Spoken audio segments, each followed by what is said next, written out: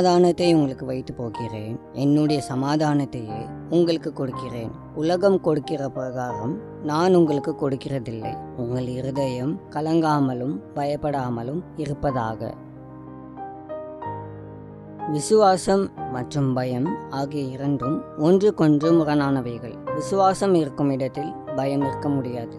அப்படியே பயம் இருக்கும் இடத்தில் விசுவாசம் இருக்க முடியாது. ஆனால் இவை இரண்டுமே உங்களால் வெறும் கண்களினால் பார்க்க முடியாத ஒன்றை நீங்கள் நம்பும்படி வலியுறுத்துகிறது. இதில் நீங்கள் எதை ஏற்றுக்கொள்கிறீர்களோ அதுதான் கண்டிப்பாக உங்கள் வாழ்க்கையில் நிறைவேறப் போகிறது. எனவே பயத்தை துரத்திவிட்டு தேவன் மீது வைக்கும் விசுவாசத்தில் ஸ்திரத்தன்மை உள்ளவர்களாய் இருங்கள்.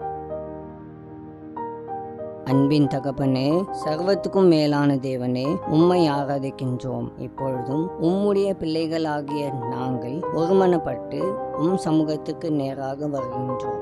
ஆண்டவரே, இந்த பயமானது அவ்வப்போது எங்களை விசுவாசத்திலிருந்து விலகும்படி செய்கிறதாய் இருக்கிறது. அதை நாங்கள் ஜெயிக்கும்படி எங்களுக்கு உதவி செய்யும். நீர் எங்களுக்கு பரிசுத்த ஆவியானவரின் முத்திரையை கொடுத்திருப்பதற்காக உமக்கு நன்றி செலுத்துகிறோம். பிசாசிடமிருந்து வருகிற இந்த பயத்தை நாங்கள் ரத்து பண்ணுகிறோம். இயேசு கிறிஸ்துவின் மூலமாக எங்களுக்கு உண்டாயிருக்கிற விசுவாசத்திற்காக உம்மை ஸ்தோத்திரிக்கிறோம். பூரண அன்பு பயத்தை புறம்பே தள்ளுகிறது என்று வேதாகமம் சொல்வதற்காக உம்மை துதிக்கிறோம். உம்முடைய அன்பால் எங்களை மூடிக்கொள்வதற்காக உமக்கு நன்றி ஆண்டவரே. இயேசுவின் மூலம் ஜெபிக்கிறோம் பிதாவே, ஆமேன்.